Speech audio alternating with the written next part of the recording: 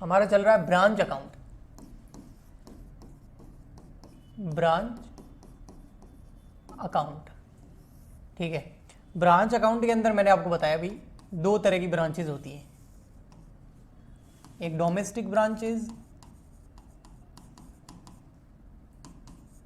थोड़ा सा वापस बता देता हूं ताकि आपको पता चल जाए भी हम अभी पहुंचे कहां इस चैप्टर के अंदर। एक domestic branches, very good evening Vinod Kumar Pal. Domestic branch और यहां आ जाएगा फॉरेन।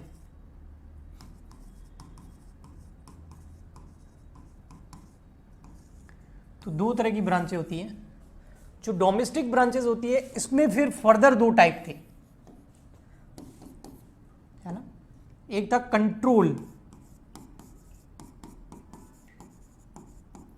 और एक था independent.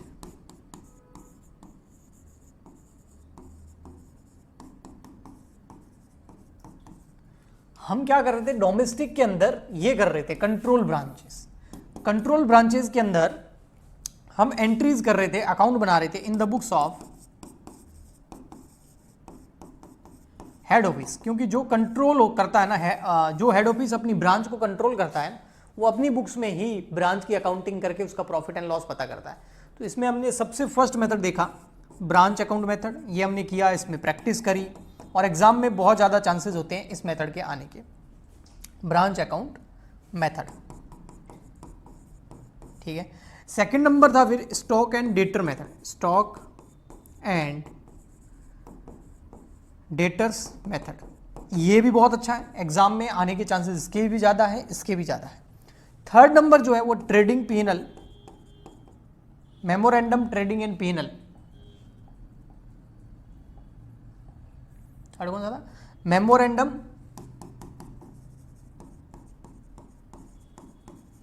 Trading and profit and loss, यानी कि पीएनएल अकाउंट मेथड। इसके चांस थोड़े से एग्जाम में कम आने के हैं, लेकिन चांस कम आने के हैं, लेकिन अगर 1% भी चांस आने का हो तो वो आ सकता है, ठीक है। सो वेरी गुड इवनिंग सगुन, ठीक है जी। तो ये कर लिया हमने। आज हम करने वाले हैं लास्ट मेथड कंट्रोल ब्रांच का in the books of head office. उसके बाद में हम इंडिपेंडेंट ब्रांच या फॉरेन ब्रांच की बात करेंगे। वो distinction between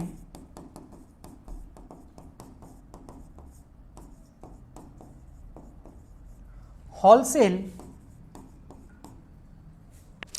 distinction between wholesale and retail, जी हाँ यही मेथड का नाम है, wholesale and retail profit method. Wholesale and retail profit method, ये आज हम स्टार्ट कर रहे हैं। इसका एक क्वेश्चन मैं आपको करवाऊंगा और एक क्वेश्चन आपको होमवर्क दे दूंगा, फिर खत्म। तो शुरू वाले दो एग्जाम के पर्पज से बहुत ज़्यादा इंपॉर्टेंट है, बहुत ज़्यादा आते हैं, पर इसका मतलब ये नहीं है कि ये नहीं आते हैं, ये भी आ सकते हैं, तो इनको भी हमें करना तो है, ठीक है। तो आइए हम स्टार्ट करते हैं मेथड नंबर 4। और पहले मैं इसको समझाता हूं, फिर इसके बाद हम इसका एक क्वेश्चन करके अच्छे से और समझ लेंगे। लेकिन पहले इसका कॉन्सेप्ट समझिए। Distinction between wholesale and retail profit method, ठीक है। हिंदी में इसको बोलते हैं थोक तथा फुटकर लाभ की पृथक गणना विधि। थोक तथा फुटकर लाभ की पृथक गणना विधि। तो दो तरह के प्रॉफिट की बात चल रही है यहां पर, देख रहे हो आप। एक चल रही है होलसेल प्रॉफिट और एक चल रही है रिटेल प्रॉफिट। दो तरह का प्रॉफिट है। आपको पता है मार्केट के अंदर दो तरह की प्राइस चलती है, अभी भी चलती है, पहले भी चलती थी, हमेशा चलती है। एक होलसेल प्राइस और एक रिटेल प्राइस। हम किराने वाले से जो सामान परचेज करते हैं ना, वो रिटेल प्राइस पे करते हैं। किराने वाला आगे जिससे भी फैक्ट्री से या कंपनी से गुड्स परचेज करता है वो होलसेल प्राइस पे करता है। है ना। सब्जी की दुकान देखी होगी अपने घर के आसपास, या जो टैक्सी आती होगी, या जो ठेला लगाता है सब्जी वाला, है ना, वे लोग सब कहां से गुड्स परचेज करते हैं, सब्जी कहां से, वेजिटेबल्स फ्रूट्स कहां से परचेज करते हैं, सीधा जाते हैं वे, सीधा वे जाते हैं कहां पर, मंडी, जो सब्जी मंडी है वहां पर, और वहां से किस प्राइस पे लेके आते हैं, होलसेल प्राइस पर, और फिर आके पब्लिक को किस प्राइस पे बेचते हैं, रिटेल प्राइस पर। तो होलसेल और रिटेल प्राइस आपको पता है, कई बार दुकानों में आपने सुना होगा, हमारे यहाँ पर तो होलसेल प्राइस में गुड्स सेल होता है, हम जो है नॉर्मल पब्लिक को सामान नहीं बेचते, हम ओनली दुकानदार को बेचते हैं। तो यहां पर होलसेल प्राइस और रिटेल प्राइस, इन दोनों के बीच में डिफरेंस करके प्रॉफिट निकाला जाता है ब्रांच का। अब मैं एक एग्जांपल से आपको समझाता हूं। ये हमारा हेड ऑफिस, हेड ऑफिस को कोई गुड्स है, ठीक है, हेड ऑफिस कोई मैन्युफैक्चरिंग करता है या जो भी है सर्विस देता है, तो इसको जो कॉस्ट पड़ती है किसी भी प्रोडक्ट को आगे से परचेज करने की हो सकती है या मैन्युफैक्चरिंग की हो सकती है, इसको कॉस्ट पड़ती है उसकी 100 रुपीज में, या मान लेते हैं, चलो 10 रुपये मान लेते हैं, इसको पड़ती है 10 रुपये, ठीक है। उसके बाद ये क्या करता है, आगे होलसेल में गुड सेल करता है, किस में करता है, होलसेल में, होलसेल में गुड सेल करता है। तो होलसेल प्राइस ये डिसाइड कर देता है 10 रुपये वो और 5 रुपये खुद का प्रॉफिट, तो होलसेल प्राइस डिसाइड कर देता है 15 रुपये, यानी कि WSP, होलसेल प्राइस। और होलसेल प्राइस पे वो मार्केट में गुड्स को सप्लाई करता है। अब इससे जो लोग परचेज करते हैं, मान लेते हैं ये है एक मिस्टर, कुछ लोग इसके कस्टमर हैं, ये कौन है, ये दुकानदार है ना, ये शॉपकीपर है, ये पब्लिक नहीं है। क्योंकि जो होलसेलर होता है ना, वो क्वांटिटी में गुड सेल करता है, रिटेलर जो होता है ना, वो ज्यादा क्वांटिटी में नहीं सेल करता है। तो ये जो भी शॉपकीपर है, दुकानदार है, ये इससे केवल एक क्वांटिटी नहीं लेंगे, 1000, 100, 500, 10,000, डिपेंड ऑन सेल, उस पर जो है, क्या यार, ये इन लोगों को नंबर देने ही नहीं चाहिए बच्चों को। हाँ, तो ये लोग क्या करते हैं, होलसेल प्राइस पर जो है आगे गुड्स को परचेज करते हैं, क्योंकि ये बहुत ज्यादा क्वांटिटी में परचेज करते हैं, और उसके बाद में क्या करते हैं, ये आगे सेल करते हैं। उस गुड्स को परचेज करने के बाद यूज नहीं करते हैं, क्योंकि ये कस्टमर नहीं है, ये ट्रेडर है, यहां से परचेज किया और आगे सेल किया, उसको ट्रेडर बोलते हैं। तो ये ट्रेडिंग करते हैं। ये कौन है, manufacturing company, head office manufacturing हो गया, ये ट्रेडर्स हैं, हेड ऑफिस से होलसेल प्राइस पे परचेज किया और उसके बाद सेल करते हैं पब्लिक को, कस्टमर्स को, या जो भी कस्टमर्स होते हैं उनको, ठीक है। तो अब ये किस प्राइस पे परचेज करेंगे, इनको कितने रुपए में पड़ा, वो 15 रुपए में। अब ये क्या करेंगे भाई, 15 रुपए में पड़ा, उसके अंदर 3 रुपए का प्रॉफिट जोड़ा, 18 रुपए में आगे सेल कर दिया। तो ये जो 18 रुपीज है, ये कौन सी प्राइस है, ये रिटेल प्राइस है, ये रिटेल प्राइस है। तो अभी तक मैंने आपको इस डायग्राम से केवल इतना समझाया है कि दो तरह की प्राइस होती है, एक होलसेल, एक रिटेल। होलसेल प्राइस जो होती है वो जो ट्रेडर होते हैं उनको होलसेलर बेचता है, यानी कि मैन्युफैक्चरर जो है ट्रेडर को गुड्स सेंड करता है। जैसे जो किराने वाला है, उसको जो जितनी भी बड़ी बड़ी कंपनीज है वो सेल करती होगी, और फिर किराने वाला जो है वो आगे हम पब्लिक को या कस्टमर को जो सेल करता है वो रिटेल प्राइस पे करता है। अगर आप होलसेल प्राइस पे अगर कोई भी प्रोडक्ट खरीदने जाओगे तो आपको ज्यादा क्वांटिटी में परचेज करना पड़ेगा, और ज्यादा क्वांटिटी में हम लोग नहीं करते हैं। हम लोग पब्लिक जो है, कस्टमर जो है, कंज्यूमर बोलते हैं इसको, कंज्यूमर बोलो ज्यादा बेटर रहेगा, कंज्यूमर। कंज्यूमर जो होते हैं वो कम क्वांटिटी में कंज्यूम करने के हिसाब से थोड़ा बहुत ही करें। हम कोई हमारे घर पे हैं 4 मेंबर और कोई हम 100 किलो केले या 100 किलो सेब लेके आएंगे, नहीं, वो तो फ्रूट्स वाला लेगा जो बेचना है जिसको आगे। तो ट्रेडर जो होते हैं ना, वो होलसेल प्राइस पे परचेज करते हैं और उसको फिर रिटेल प्राइस पे पब्लिक को या अल्टीमेट कंज्यूमर जो है, यूजर जो है, उसको सेल करते हैं। इस तरीके से ये चलता है। ओके, अब हमारे यहाँ पर ब्रांच में क्या है समझ लो, ये इस चैप्टर में क्यों आया ये कॉन्सेप्ट, अब उसको समझना। अब हेड ऑफिस क्या करता है, हेड ऑफिस का अच्छा चल रहा है, हेड ऑफिस को कितना प्रॉफिट हो रहा है, 5 रुपए का इसको प्रॉफिट हो रहा है। ओके, 5 रुपए का इसको प्रॉफिट हो रहा है। हेड ऑफिस की ब्रांच अभी तक नहीं है, बस मार्केट में जितने भी होलसेलर हैं, है ना, उनको ये गुड सेल करता है। ये होलसेलर है, होलसेलर। और ये कौन आ गया यहां पर, ये हम पब्लिक कौन सी हो गई, जो ये कंज्यूमर है, इसको क्या बोलेंगे हम, ये कंज्यूमर है। ये कौन हो गए, ये हो गए सॉरी ये हो गया होलसेलर, हेड ऑफिस हमारा होलसेलर हो गया, ये हो गया रिटेलर जो आगे रिटेल में बेचेगा, छोटा छोटा करके बेचेगा, रिटेलर। ओके ठीक, और ये हो गए कंज्यूमर। तो तीन चीजें हो गई, होलसेलर वो कंपनी जो मैन्युफैक्चरिंग करती है, रिटेलर वो बंदा जो मैन्युफैक्चरिंग कंपनी से होलसेल प्राइस पे बड़ी क्वांटिटी में गुड्स परचेज करेगा, स्टॉक प्रोडक्ट परचेज करेगा और रिटेल प्राइस में कंज्यूमर को बेचेगा। अब ब्रांच का मामला यहां पर है ही नहीं ना, अभी तक ब्रांच का मामला नहीं, अभी मैंने सिर्फ होलसेलर, रिटेलर और कंज्यूमर तीन चीजें बताई है। कंज्यूमर गुड्स परचेज करके कंज्यूम करता है, रिटेलर होलसेलर से परचेज करता है और आगे कंज्यूमर को बेचता है, मीडिएटर हो गया। और होलसेलर क्या करता है, मैन्युफैक्चरिंग करता है। होलसेल प्राइस क्या है यहाँ पर 15 रुपए और रिटेल प्राइस क्या है 18 रुपए। इसका प्रॉफिट कितना, हेड ऑफिस का ओनली 5 रुपए, और इस शॉपकीपर का प्रॉफिट कितना 3 रुपए, और टोटल कंज्यूमर को कितने में पड़ा 18 रुपए। लेकिन यहां पर होलसेलर का यानी कि मैन्युफैक्चरर का प्रॉफिट कितना है 5 रुपए ही, भले ही वो गुड्स आगे 18 में सेल हो रहा है, बट इसको तो 5 ही मिलेंगे ना, फिर 3 रुपए तो ये रखेगा। यस, तो अब इसने क्या सोचा, ये जो हेड ऑफिस है इसने सोचा यार क्यों ना मैं इसको बेच रहा हूं, साथ साथ में मेरी एक ब्रांच ओपन कर दूं, ब्रांच ओपन कर दूं और मैं 15 रुपए में इस ब्रांच को भी गुड सेंड कर दूं। 15 रुपए मतलब वही होलसेल प्राइस पर, होलसेल प्राइस पर इसको भी सेंड करूं।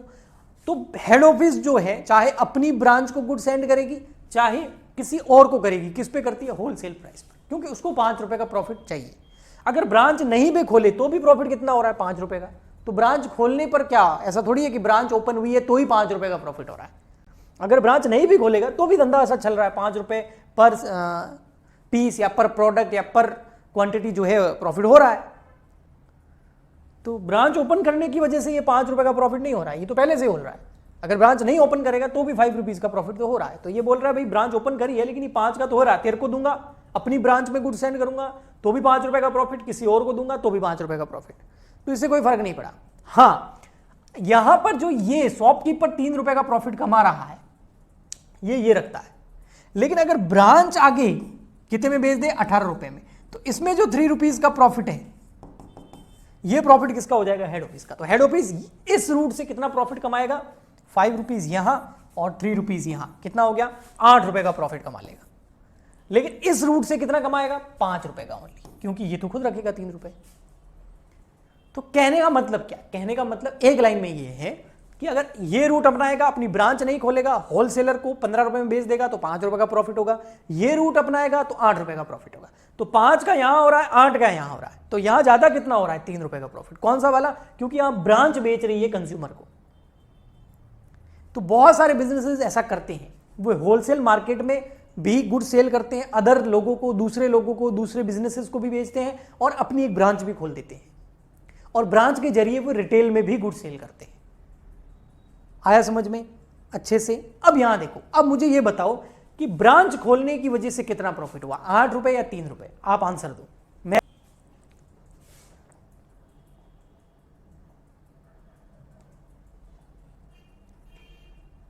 ये देखिए, ठीक है, आप समझना। हाँ, a business house sells goods under wholesale price. एक बिजनेस हाउस है, उसने गुड सेल किया है किस पे, होलसेल प्राइस पर। ओके ठीक है, होलसेल प्राइस कितनी है, एट कॉस्ट प्लस 50%। तो देखो बेटा, होलसेल प्राइस, ये बिजनेस हाउस है कोई, बिजनेस हाउस, ठीक है, और ये इसकी होलसेल प्राइस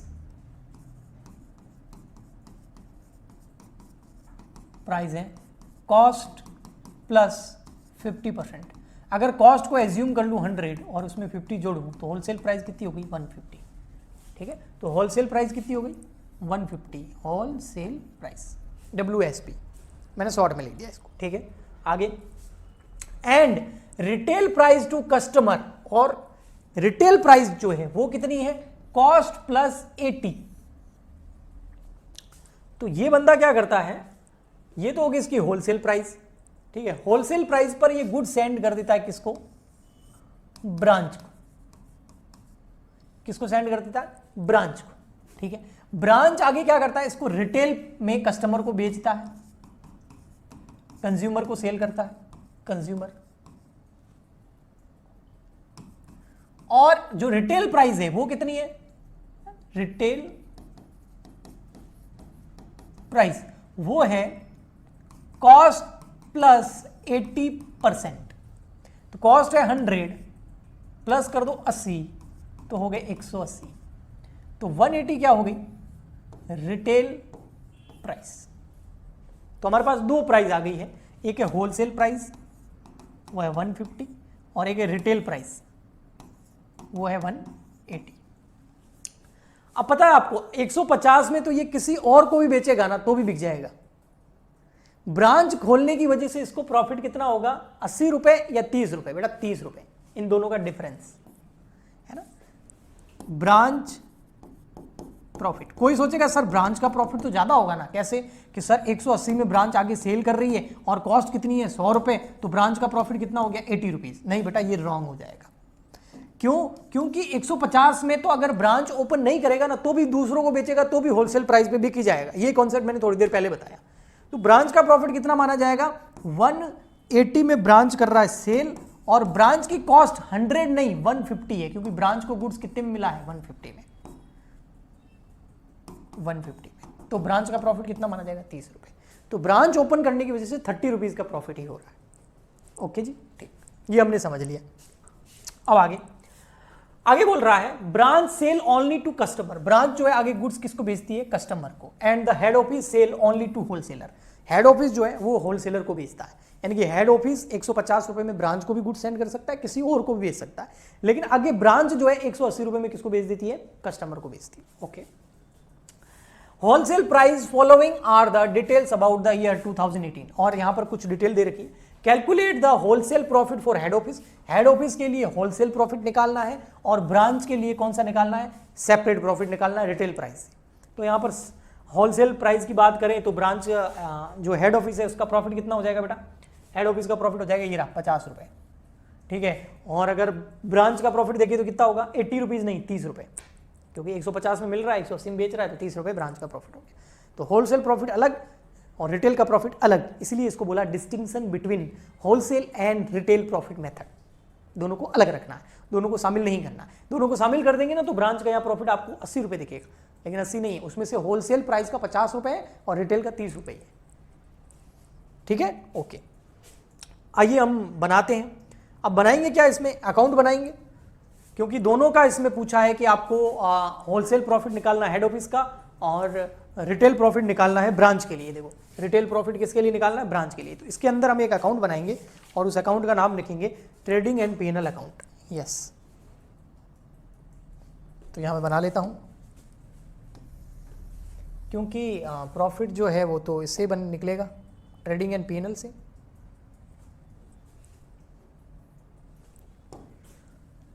हाँ जी, दोनों का ही बनाएंगे, साथ में बनाएंगे बेटा, ठीक है, अलग अलग नहीं बनाएंगे, समझना इसको। थोड़ी सी इसमें कैलकुलेशन भी होगी तो ध्यान से देखना, अच्छे से शांत जगह बैठ के समझना, तो एक बार में ही समझ में आ जाएगा। ये है आपका trading and P&L account for the year ended. कब हो रहा है ईयर एंड? ईयर एंड हो रहा है आपका 2018, 31 दिसंबर 18। क्रेडिट, डेबिट, पर्टिकुलर, ये हेड ऑफिस, ये हो गया ब्रांच। दो कॉलम इसलिए बनाए हैं, particular, head office, branch. Sir कैसे पता चलेगा कि ये वाला मेथड लगाना? यहाँ लिखा हुआ ना, देखो, calculate the wholesale profit for head office, retail profit for branch. और होलसेल और रिटेल प्रॉफिट की बात चारों में से कौन से मेथड में चलती है? सबसे लास्ट वाले, तो इससे पता चलता है। ठीक, अब देखो, सबसे पहले परचेजेस किसने करी? हेड ऑफिस ने गुड्स परचेज किया होगा, तभी तो आगे बेचेगा। तो हेड ऑफिस ने कितने में गुड्स परचेज किया? 1,80,000 में। ब्रांच ने कोई परचेज नहीं करी, तो यहां आ जाएगा 2। ओपनिंग स्टॉक तो दे नहीं रखा क्वेश्चन में, ट्रेडिंग अकाउंट में ओपनिंग स्टॉक आता ना, वो दिया हुआ नहीं है, तो 2 आ गया परचेजेस। किसने परचेज करा? हेड ऑफिस ने। कितना? 1,80,000। ब्रांच ने कोई परचेज नहीं करी, क्योंकि ब्रांच कैसे परचेज करेगा? ब्रांच को तो हेड ऑफिस भेजता है। यस, ठीक है, ये हो गया। आगे, goods send to branch at IP. Goods send to branch at IP. IP का मतलब वही होलसेल प्राइस। यहां पर आईपी का मतलब क्या है? Wholesale price. और वो आईपी हमारा कितना? 150 रुपए। आपको पता है ना जी। तो goods send to branch, goods भेजा ब्रांच को कितना? 60,000 रुपए का। किसने भेजा? हेड ऑफिस ने। तो देखो इधर हेड ऑफिस सेंड कर रहा है तो इधर आएगा, हेड ऑफिस सेंड कर रहा है तो इधर आएगा। किस नाम से आएगा? Goods send to branch. Goods send to branch. कितने का गुड सेंड किया? 60,000 का, 60,000 का आईपी पे। ओके, तो हेड ऑफिस ने सेंड किया और ब्रांच में आ गया। हेड ऑफिस की तो एक तरह से सेल ही है, क्योंकि ये आईपी पे। आईपी का मतलब क्या हो गया? 150 पे। तो 150 पे ही हेड ऑफिस जो है गुड सेल करता है, चाहे ब्रांच को करे चाहे किसी और को करे, तो उसकी सेल ही एक तरह। और इधर यहां पर ब्रांच ने रिसीव किया, goods receive from head office. कौन सी प्राइस पे? आईपी पे। कितना रिसीव किया? 60,000 का। ओके जी, आगे फिर है सेल्स। अब किस किस ने सेल करी? एक तो हेड ऑफिस ने सेल करी 1,05,000 की। किसको? किसी और को बेचा होगा, है ना, क्योंकि हेड ऑफिस जो है वो ब्रांच को भी गुड सेंड करेगा और मार्केट में भी होलसेल प्राइस पर सेल कर सकता है। ठीक है, तो कितने पे किया होगा? ये किस पे होगा? आईपी पे। आईपी मतलब 150 पे। हाँ, लेकिन जो ब्रांच ऑफिस, बीओ मतलब ब्रांच ऑफिस, ठीक है, ब्रांच ऑफिस जो भेजेगा वो किसको भेजेगा? कस्टमर को, और वो 180 में सेल करेगा। तो ये है 1,05,000 बाय सेल्स, 1,05,000, और ये वाला आ जाएगा आपका 54,000। बट याद रखना बेटा, ये 1,05,000 किस पे है? 150 पे है, और ये किस पे है? 180 पे। क्योंकि हेड ऑफिस जो सेल करता है वो होलसेल प्राइस पे करता है, और जो ब्रांच सेल करता है वो रिटेल प्राइस पे करता है। और होलसेल प्राइस 150 है, रिटेल प्राइस 180 है। मैंने समझाने के लिए लिखा है, बाकी आपको लिखने की जरूरत नहीं है। कुछ एक्सपेंसेस हो गए हैं, 18,000 रुपए हेड ऑफिस के हैं और ब्रांच ऑफिस के हैं 4,000 रुपए। तो 2 कुछ एक्सपेंसेस हैं, 18,000 इसके, 4,000 इसके। यहां आ जाएगा नेट प्रॉफिट। अच्छा, कैसे निकालेंगे प्रॉफिट?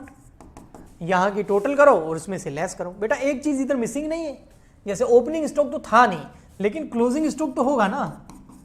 तो इधर आपको क्लोजिंग स्टॉक मिसिंग नहीं दिख रहा है, इधर क्लोजिंग स्टॉक आएगा ना, तो क्लोजिंग स्टॉक तो निकालना पड़ेगा। हेड ऑफिस का क्लोजिंग स्टॉक कॉस्ट पे निकालेंगे, और ब्रांच का क्लोजिंग स्टॉक, बेटा जो ये लाइन बोल रहा हूं ना इस पे फोकस करो। हेड ऑफिस जो है ना, इसका क्लोजिंग स्टॉक किस पे निकालेंगे? Cost per. लेकिन ब्रांच का क्लोजिंग स्टॉक इनवॉइस प्राइस पर, होलसेल प्राइस पे निकालेंगे, क्योंकि ब्रांच के लिए 150 ही कॉस्ट है, तब भी तो 180 में बेच के 30 का प्रॉफिट कमा रहा है। तो देखिए कैसे, आइए बनाते हैं working note. Calculation of closing stock of head office किस पे निकालेंगे? At cost. ठीक है, कैसे? तो भैया स्टॉक अकाउंट बना दो, और क्या रफ में, ये लो भाई, ये head office stock, head office stock account. आपको पता है स्टॉक अकाउंट बनाया था हमने, ब्रांच स्टॉक अकाउंट वैसा ही बनेगा। ये ओपनिंग बैलेंस इधर आ जाएगा, to balance BD. Opening balance head office का था नहीं था। क्लोजिंग फिर और कितना परचेज किया ये देखो, 1,80,000 का और गुड्स परचेज किया। अब परचेज तो कॉस्ट में ही होता है, तो 2 परचेजेस, कोई प्रॉफिट जोड़ के थोड़ी परचेज करेगा। यस 81। फिर टोटल इसके पास गुड्स कितना आया? 81 का। उसमें से इसने क्या किया? हेड ऑफिस ने किससे परचेज किया होगा? हो सकता है चाइना से इंपोर्ट किया हो, कहीं से बाहर से खरीदा हो, किसी और से खरीदा हो, उससे क्या फर्क पड़ता है, ठीक है। लेकिन इसने क्या किया फिर? इसमें से कुछ गुड्स तो सेंड किया, goods send to branch. Branch को इसने कितना गुड सेंड किया? ये देखो, ये रहा, ये हेड ऑफिस है ना, 2 किए। एक तो इसने अदर कस्टमर को सेल किया, एक ब्रांच को। ब्रांच को कितने में बेचा? 60,000 में, और अदर को कितने में बेचा? 1,05,000 में। लेकिन दोनों का दोनों किस प्राइस पे बेचा? होलसेल प्राइस पे। यही मैं पहले कह रहा हूं कि जो हेड ऑफिस है वो चाहे ब्रांच को गुड सेंड करे चाहे किसी और को बेचे, होलसेल प्राइस पे बेचेगा, यानी कि 150 रुपये में बेचा इस क्वेश्चन के अंदर। ओके, बट हमको तो कॉस्ट पे चाहिए, तो यहां पर जो 60,000 का गुड सेंड किया है वो 150 पे है, लेकिन हमको स्टॉक किस पे निकालना है, एट कॉस्ट पे, और कॉस्ट क्या हमारी 100, तो उसको 100 पे ले आओ। तो 60,000 डिवाइड बाय 150 मल्टीप्लाई बाय 100, तो ये गया 40,000, 40,000। ओके, इसके अलावा उसने क्या किया, कुछ सेल कर दी, गुड सेल किया। सेल कितने का किया, देखो 1,05,000 का, 1,05,000 का, और ये भी कितने पे किया, होलसेल प्राइस पर, इसको भी कॉस्ट पे ले आओ। भाई कितने का माल बेच दिया, तो 1,05,000 divide by 150, 1,05,000 divide by 150 multiply by 100, 70,000। तो अब आप इसको इस तरीके से समझ सकते हैं, पहले ओपनिंग स्टॉक 0 था, 180 का गुड्स परचेज किया, तो टोटल हो गया 180, उसमें से 40,000 का हेड ऑफिस को भेज दिया कॉस्ट पर, 70,000 की कॉस्ट का भेज दिया और मार्केट के अंदर, तो अब कितना बच गया, ये आ जाएगा बाय बैलेंस CD, यानी कि क्लोजिंग स्टॉक बैलेंसिंग फिगर। तो 180 माइनस 40,000 माइनस 70,000, ये हो गया सर 70,000 का बच गया। तो 70,000 का क्या आ गया, क्लोजिंग स्टॉक। किसका क्लोजिंग स्टॉक आया 70,000, ये क्लोजिंग स्टॉक आ गया आपके हेड ऑफिस का, तो लिखो भाई ये आ गया 70,000। ऐसे कैसे हमको किसका निकालना है, ब्रांच का। ये वर्किंग नोट फर्स्ट से हम लेके आए, ठीक है, वर्किंग नोट नंबर 1। अब बना देते हैं वर्किंग नोट नंबर 2, और वहां से हम निकाल देते हैं किसका, ब्रांच का। आइए,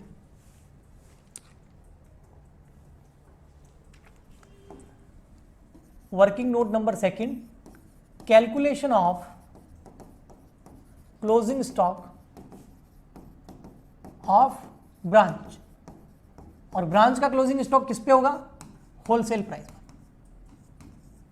या फिर आप उसको कह सकते हैं इनवॉइस प्राइस पर, जो कि है 150 पर, क्योंकि ब्रांच के लिए 150 कॉस्ट है।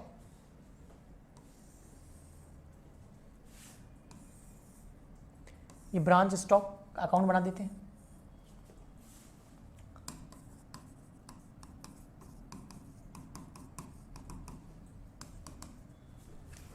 Credit to balance BD, opening balance कितना पड़ा था ब्रांच के पास, 0। ये देखो बेटा, ब्रांच के पास ओपनिंग स्टॉक कितना था, 0। फिर ब्रांच के पास में गुड्स कहां से आया, क्या उसने परचेज किया, नहीं, ब्रांच ने कोई परचेज नहीं किया, ब्रांच किसी और से परचेज करता ही नहीं। ब्रांच को जो भी गुड्स ब्रांच के पास में आता है वो कहां से आता है, हेड ऑफिस से। कितना आया, 60,000, और ये 60,000 का जो आया ये किस पे था, 150 पे, क्योंकि हेड ऑफिस चाहे ब्रांच को चाहे मार्केट में किसी और को 150 पे ही गुड सेल करता था, और हमको अकाउंटिंग भी 150 पे ही करनी है। तो यहां पर इसके पास में आया goods received from head office, कितना, 60,000, और वो किस पे है, 150 पे, और हम यहां पर 150 पे ही कर रहे हैं इसको, 100 पे नहीं कर रहे हैं, क्योंकि ब्रांच के लिए 150 ही कॉस्ट है, तभी उसको 180 में बेच के 30 रुपए का प्रॉफिट कमाता है। फिर अब ब्रांच के पास और तो आया नहीं, फिर ब्रांच ने सेल किया, है ना, ये देखो यहां पर नहीं, यहां सेल, ब्रांच ने कितना सेल किया, 54, लेकिन बेटा जो सेल किया ना वो 150 पे नहीं, सेल कितने में किया, 180 पे, तभी तो 30 रुपए का क्या हो रहा है, प्रॉफिट।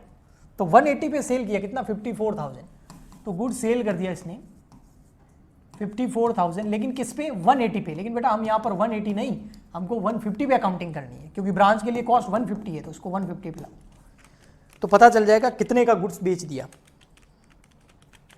तो सर 45,000 का सेल कर दिया, तो 60,000 का गुड्स ब्रांच के पास में था इनवॉइस प्राइस पर, उसमें से 45,000 इनवॉइस प्राइस का गुड्स सेंड कर दिया, तो पीछे 15,000 रुपए का गुड्स जो है वो बैलेंसिंग फिगर में बच गया, ये आ गया बाय बैलेंस CD।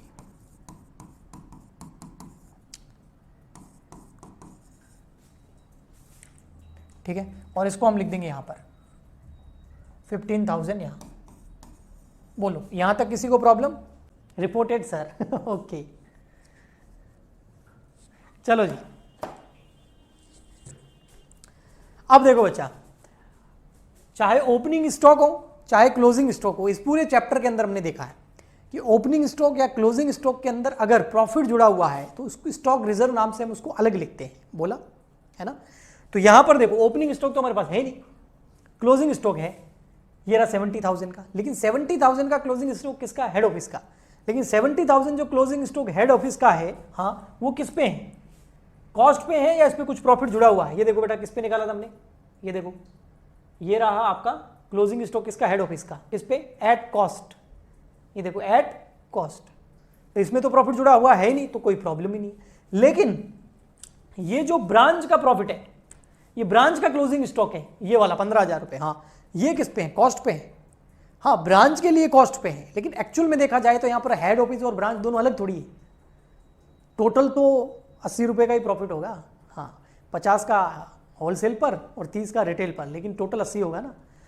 तो ये जो है ये किस पे है, ये है सर 150 पे, ये देखो 150 पे निकाला होलसेल प्राइस पर, यानी कि 50 रुपए का इसके ऊपर प्रॉफिट शामिल है, तो उसको हमें अलग करना पड़ेगा।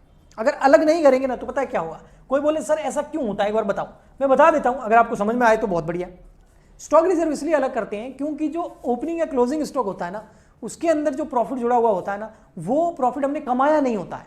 जैसे क्लोजिंग स्टॉक में, इसमें तो प्रॉफिट है नहीं, प्रॉब्लम नहीं है, इसमें प्रॉफिट जुड़ा हुआ है 50 रुपए का, है ना, ये 150 पे 100 कॉस्ट है, 50 रुपए का इसमें प्रॉफिट जुड़ा हुआ है। क्या वो प्रॉफिट कमा लिया? नहीं। वो कब कमाएंगे? जब ये स्टॉक बिकेगा, जब कंज्यूमर को बेचेंगे, नेक्स्ट ईयर हो सकता है। तो अभी कमाया नहीं है ना, नहीं कमाया, तो अभी नहीं कमाया है, तो आप उसको कैसे यहाँ प्रॉफिट के अंदर शामिल कर सकते हैं? क्योंकि आपने यहां पर प्रॉफिट अगर शामिल किया है तो उसका रिजल्ट तो मुझे इधर ही देखने को मिलेगा, तो वो रॉन्ग हो जाएगा, वो रॉन्ग हो जाएगा। उसको बोलते हैं अनरियलाइज्ड प्रॉफिट। इंश्योरेंस क्लेम वाला चैप्टर करेंगे ना तो उसको और अच्छे से समझेंगे। ये अनरियलाइज्ड प्रॉफिट है क्योंकि गुड्स बिका नहीं है, अनसोल्ड स्टॉक है, तो इसके अंदर प्रॉफिट जोड़ोगे तो आपका प्रॉफिट बढ़ जाएगा, लेकिन वो प्रॉफिट हुआ ही नहीं है आपको अभी तक। स्टॉक बिकेगा तब होगा, इसलिए हम उसको स्टॉक रिजर्व के रूप में अलग रख देते हैं। तो है कितना इसके अंदर, पहले स्टॉक रिजर्व में निकाल देता हूं। यहां पर स्टॉक रिजर्व है आपका, स्टॉक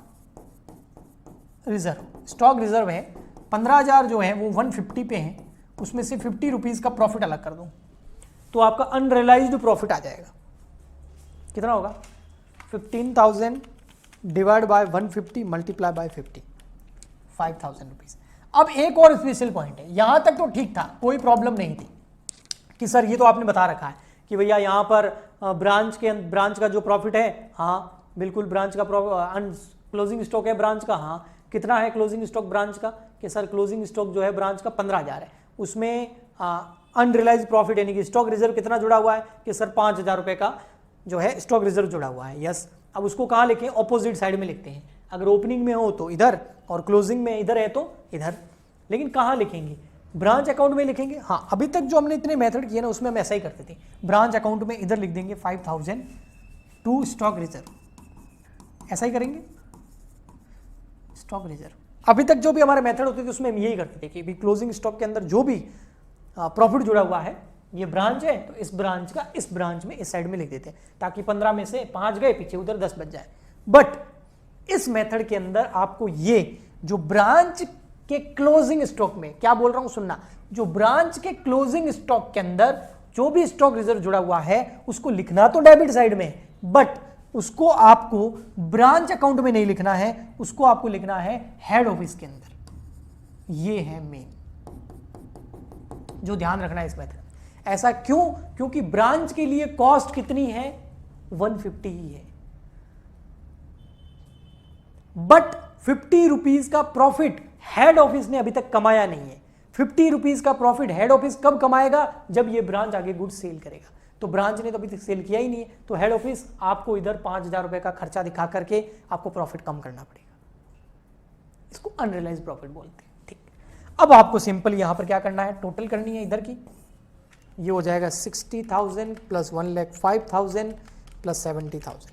मैं दोनों तरीके से बताता हूं ताकि रटने वाला बच्चा भी समझ ले और समझने वाला बच्चा भी समझ ले। 180 प्लस 18,000 प्लस 5,000, तो इधर हेड ऑफिस का प्रॉफिट आ गया 32,000। अगर ये 5,000 नहीं लिखता ना तो इधर कितना आता? 37।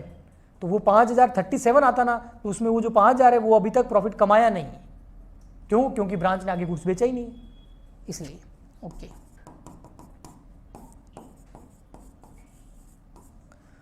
यहां पर ब्रांच का प्रॉफिट देख लेते हैं। ये आ जाएगा आपका 69, उसमें से लेस कर दो 64, 5,000। ये हो गया हमारा क्वेश्चन। बोलो बच्चों, बोलो।